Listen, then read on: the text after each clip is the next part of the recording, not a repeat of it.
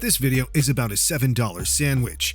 A sandwich that a billion-dollar company spent millions of dollars defending in court. Two labs tested it. Same sandwich, same test. One found tuna. One found chicken, pork, and beef, and no tuna at all. Both labs were accredited.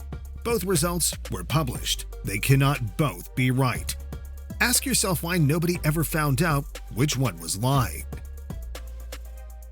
Subway is the largest fast food chain in the world by number of locations. More locations than McDonald's, more than Starbucks. And for decades, one of their most popular items has been the tuna sandwich. On their website, Subway describes it as, and this is a direct quote, 100% wild-caught tuna. Not tuna-based, not tuna-style. 100% tuna. On its website, Subway states that it only sells skipjack and yellowfin tuna sourced from fisheries with non-threatened stock levels. Clean, simple, transparent. Except in January 2021, two women in California decided to test that claim. And what happened next is one of the strangest corporate scandals in fast food history. Not because of what they found, but because of what nobody could agree on. Karen Danoa and Nalima Amin filed a class action lawsuit against Subway in a California federal court. Their claim was simple and extraordinary at the same time. Subway's tuna products, their words, do not contain tuna nor have any ingredient that constitutes tuna. The products lack tuna and are completely bereft of tuna as an ingredient. Completely bereft, not less tuna than advertised, not lower quality tuna, zero tuna, in a sandwich called a tuna sandwich. Subway called the lawsuit reckless, meritless, an attack on small franchise owners. Then the New York Times got involved. They bought Subway tuna sandwiches, sent them to a lab in California. Researchers were unable to identify what species of fish was in Subway's tuna offerings.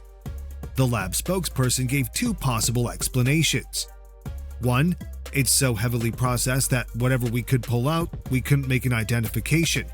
Or, we got some and there's just nothing there that's tuna. Two explanations. They couldn't tell which one was true.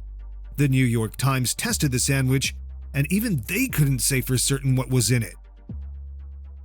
Now, here's where the story stops being simple, because Subway didn't just deny the findings, they had their own evidence. Applied Food Technologies, a lab in Florida, tested over 150 pounds of Subway tuna salad, more than 50 individual samples, and detected tuna in every single one. Inside Edition ran the same test using the Florida lab. Same result, tuna confirmed. Applied Food Technologies claimed to be the only lab in the United States with the capability to test small, processed particles of tuna accurately. So, why did the UCLA lab find nothing? Once tuna has been cooked, its DNA gets denatured. Its characteristic properties get destroyed, making identification difficult or impossible. Subway leaned on this hard. Their official statement: various media outlets have confused the inability of DNA testing to confirm a specific protein with a determination that the protein is not present. In other words, the test didn't find tuna. That doesn't mean tuna wasn't there, which is technically true.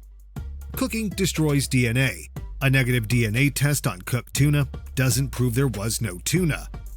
But here's the thing nobody talks about. If cooking destroys the DNA, how does the Florida lab claim to find it? Same cooked sandwich, same destroyed DNA.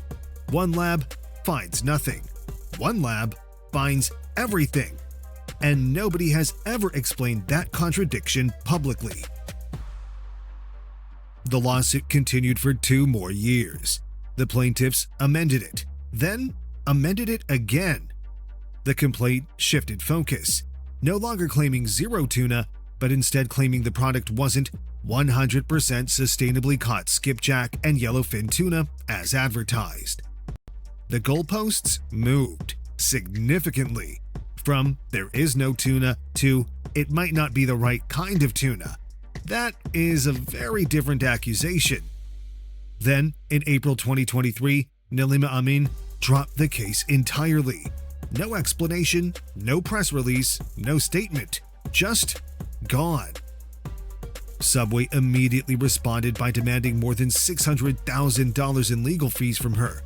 $600,000 for a $7 sandwich. Subway's own statement accused her of constructing a high-profile shakedown and only dropping the case after realizing they wouldn't settle. Maybe that's true. Maybe she was never serious.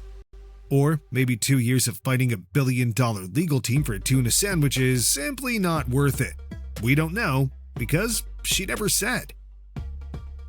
Here's the part that should concern you regardless of whether Subway's tuna is real or not. The FDA recognizes 15 different species of fish that can legally be labeled as tuna on a product. 15 species with very different costs, very different qualities. A can of premium yellowfin and a processed blend of the cheapest tuna species on the list can both legally say tuna on the label. Nobody has to tell you which one you're getting. And when you cook it, process it, mix it with mayonnaise, and compress it into a sandwich, even a lab can't always tell the difference. This isn't just a Subway problem. This is a food labeling problem. The system that's supposed to protect you from eating something mislabeled can be defeated by simply cooking the food first. So, is Subway tuna real tuna? One accredited lab says no DNA detected. One accredited lab says tuna confirmed. The lawsuit that started it all was dropped without explanation. Subway spent millions defending a $7 sandwich, and the FDA allows 15 different species to be sold under the same name. We're not going to tell you what to think. We're just going to ask you the same question we started with. Why did nobody ever find out which lab was lying?